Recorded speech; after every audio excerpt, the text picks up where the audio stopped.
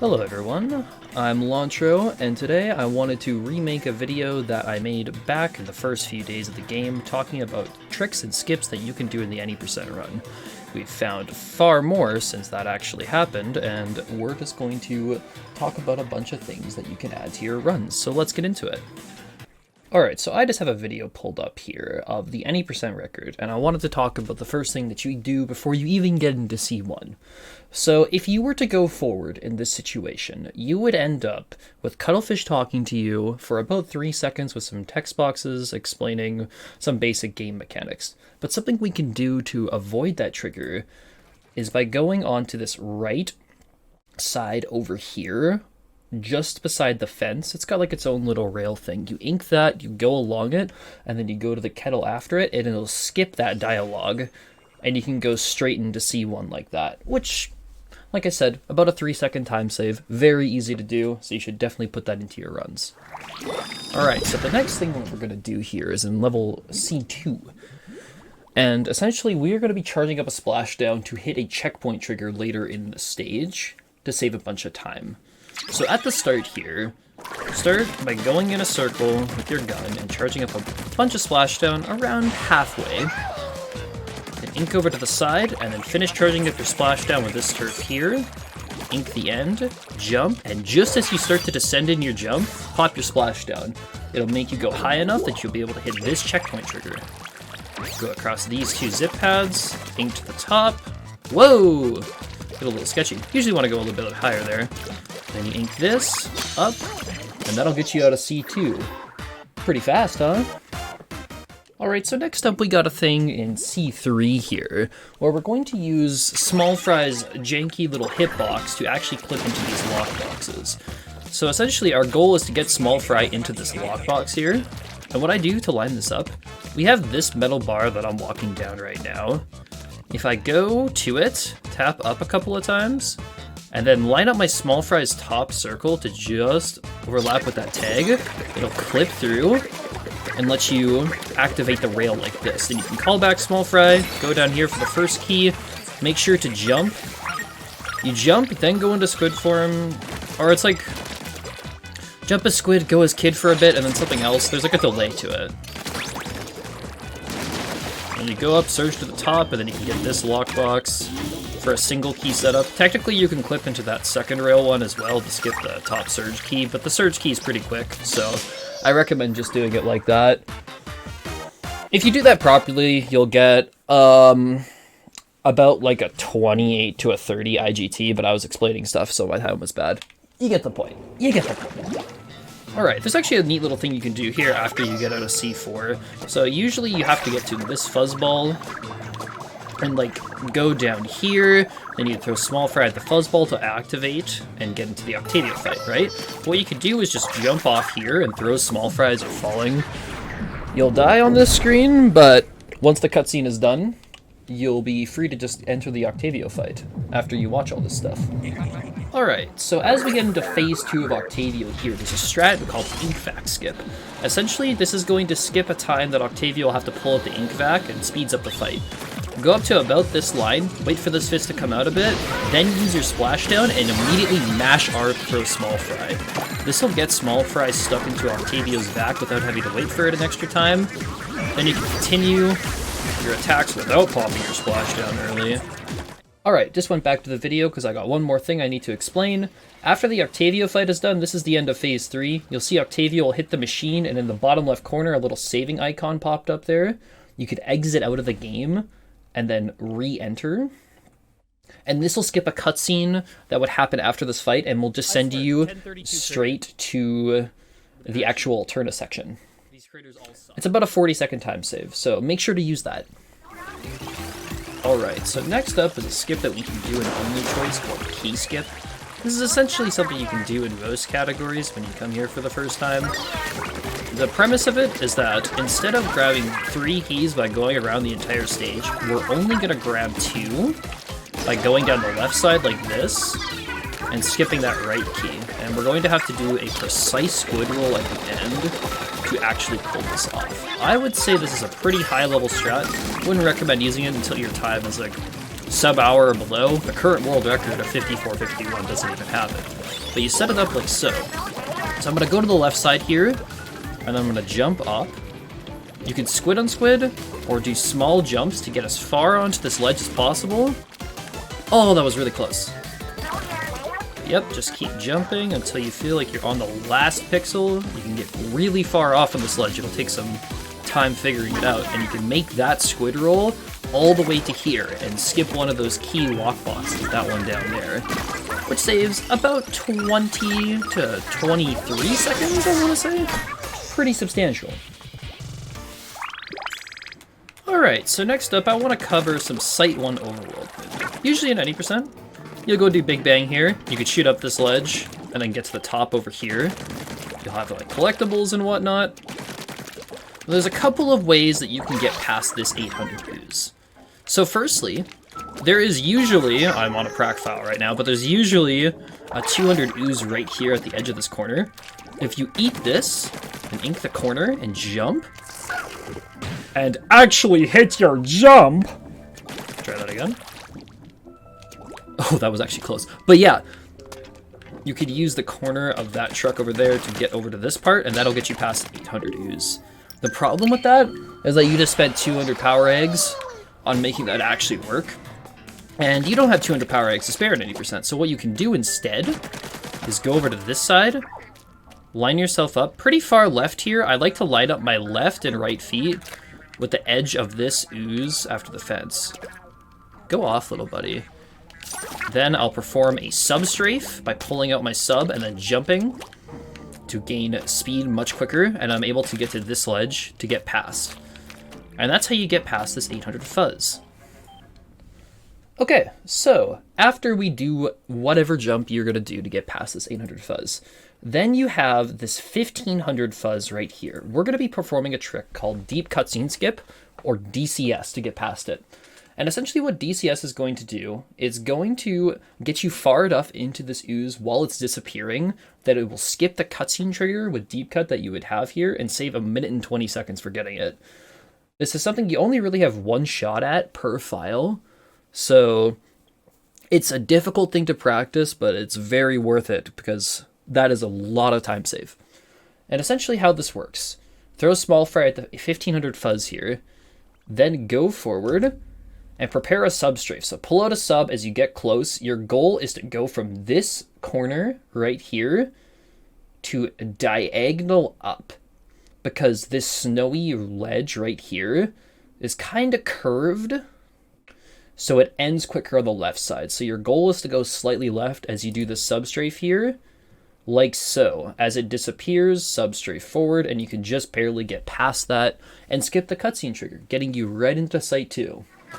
Okay, so at the end of Site 2, we have 2 fuzzballs that we usually have to eat. This 900 here, and then a 1000 down here, which is already eaten because I'm on a practice file.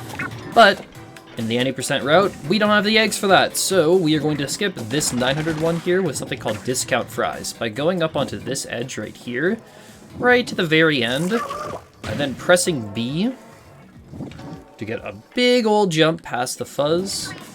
You can skip it. Like so.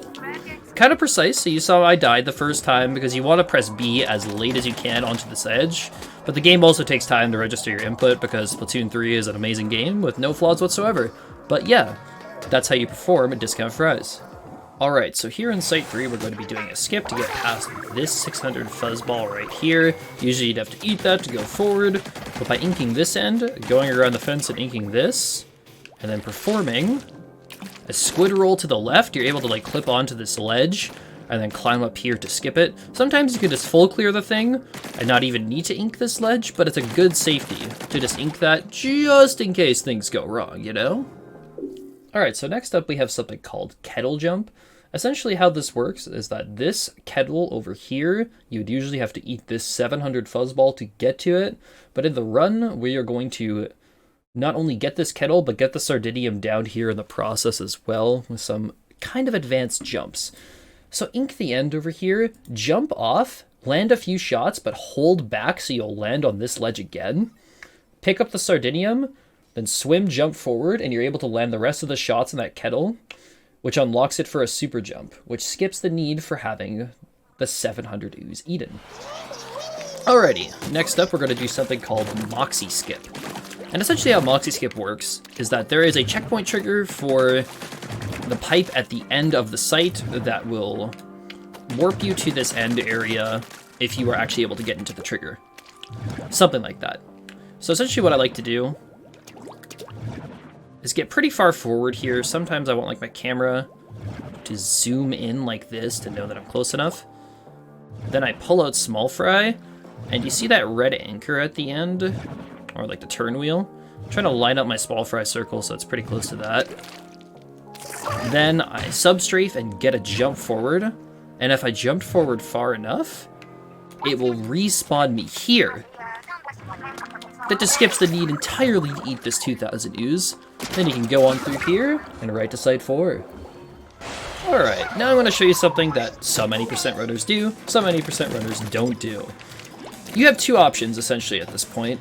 You could either eat this 300 fuzz down here to the rail, right next to that sardinium, and then go up. But that costs 300 eggs, and you can get that pretty quickly, but another option you can do is ink up to this kettle and super jump to it, and then perform a squid roll to get to this part. It's kind of tricky. Make sure you're as far left as you can, and then you kind of want to hold left and a little bit up so you'll actually get this angle. Because you see like that corner over there when you're jumping from it, if you just held straight left, you wouldn't be able to make it all the way. But by holding left and a little bit up, you're able to make that squid roll over to here. And then you're able to go up, get that 100 eggs if you need it, or that one, and then go around to this 500 rail to get to Shiver. Alright, perhaps this was the one that you were waiting for. Now we are at the end of Site 5. There's this 3,000 ooze right here. Usually have to eat. That requires a couple extra stages worth of eggs to get past, but there's a skip for it. So essentially, once you get to the end of Site 5, go around to this kettle, unlock it as a safety, and you want to go here and throw a splat bomb to the end here. And as I jump up, you see that little yellow corner? Oh, scrolling. See that little yellow corner at the back over there? That's where we're gonna try to get into squid form to, and then jump out of it so we can get to the end pipe. That's the goal of this trick. As you can see though, small corner, very small, difficult trick. So essentially, how I like to line this up is that, oh, I'm all the way over here on my zoom.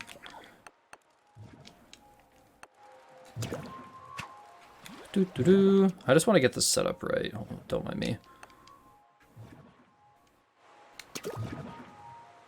See that my ink tank line at the very end kind of lines up with this line on the actual geyser? Those two line up. That's important for me as like a good visual cue. Make sure you're fairly close to the actual geyser itself. And then I'm going to use Smallfry. It's got like this big circle when you actually throw Smallfry. And I want it to line up with that inner piece of the geyser, this thing right here. I want it to just overlap slightly. You throw Smallfry, go forward, and then you're trying to get a squid roll. It's pretty precise timing. So you're definitely not going to get it first try when you're learning it for the first time.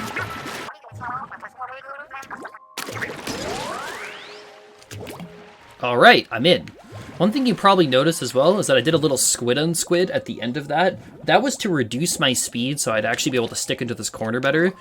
Then you just want to hold up and jump. You want to jump very early there, because if you go too far forward, you'll fall off the ledge and then hit the fuzz, and you'll die and have to do it again. But if you do that jump correctly after landing, there you go. You performed Owen skip. In the any percent run right now, I would say that this is the hardest thing that runners have to do. Go off, little buddy. But yeah, very difficult trick, and there are good routes at probably a couple of extra levels or just one extra and get egg cans to skip this trick entirely. So do keep that in mind. Alright, so once you enter Big Mad in the any percent run, you're going to be setting up something called menu storage. Menu storage works because I'm going to go onto the pause menu here. gonna see we have 3 options, right? Continue, start over, and back to Alterna. The goal of menu storage is to store this 3rd button option back to Alterna, so the next time a pause screen is up, it will auto-select this, no matter what. The 3rd option in Rocket, even though you don't have it in any %, is skip. So essentially, we're trying to store this 3rd button while we're here in Big Man to use it in Rocket once we get there. So to do that, we have to not have the pause screen up until we want to use it in Rocket, which ends up being in Grizz 1. If you've ever seen the time where an any % runner just pauses in the Grizz 1 fight and Grizz just instantly dies, that's because of this setup right here. So, the basic way that you could set this up, we're going to press start over with A, press B to unlock the option, down to back to Alterna, and then press A again. A, B, down, A. Your goal here is to have the bottom button back to Alterna not move at all when you are exiting. If that bottom button doesn't move, you know you have menu storage. If it moves slightly, sometimes it still works. But considering that we're going to hold this for at least 15 minutes, you really want to trust your menu storage. If you're just up here testing right now, if your menu storage worked in the first place, just press plus. If it worked, it'll do exactly what it just did to me there. It'll kick you out of the stage. If it didn't work, you'll still be on the pause screen. One way that I personally find very useful to set this up is using a song to time out the inputs. Running in the 90s, personally, is a great song for me because it runs at about 160 BPM, so you could time each of those 4 inputs, A, B, down, A, to those beats. But I want my video to be fine on YouTube, so we're going to bust out a metronome, because this works fine too. I don't think that worked. It might have. 2, 3, 4. There we go. Saw that my bottom back to Alterna button made almost no movement there. So I can stop the metronome now. So now when I press the plus button, it's going to kick me out of the stage. Now when you're doing this at actual 80%, you just play Big Man right now. You want to go through the entire Big Man fight. And then as you go into Rocket, don't press plus. For any reason, do not press plus until you get to Grizz 1 or Rocket 4 if you're willing to play it safe and lose a bit of time for that. Alright, so as you get into Rocket here, if you were to go forward, right here, you got the Captain, Callie, and Marie, that will give you a cutscene with deep cut that lasts about 40 seconds. You can go around it on this side though, ink this top part and ink the end. You want to align yourself pretty close to this edge here, then you're going to hold down and then press B to jump.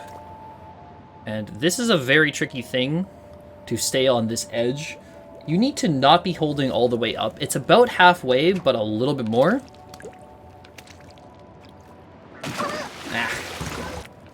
Get to the end, jump. Then if you're holding B on that edge after you jumped onto it, you just have to go into the correct spot and then you'll start charging a squid surge. It's very finicky though. This could be a pretty difficult one for people to actually get down and learn in the first place, but about a 35-second time save if you are able to get it. So worth your time, I'd say. Alright, so as we get out of Rocket 1 in any %, we're in this little intermission part right here in between Rocket 1 and Rocket 2. And essentially, we're going to do something new called Switch Skip. We are going to perform a squid roll all the way up this red bar to get out of bounds up there, and then go to the end to go to Rocket 4.